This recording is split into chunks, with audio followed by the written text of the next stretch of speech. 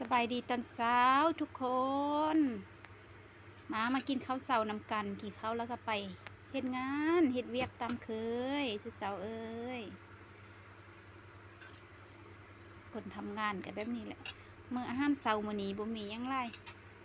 ผัดกะเพราไข่ดาวเฮ็ดกินแบบง่ายๆกินแล้วก็ไปทำงาน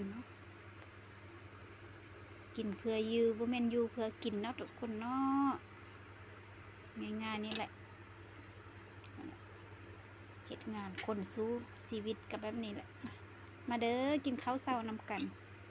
ผัดกะเพราไข่ดาว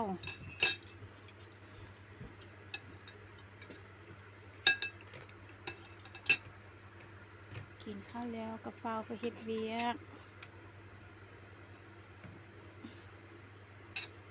มาเด้อ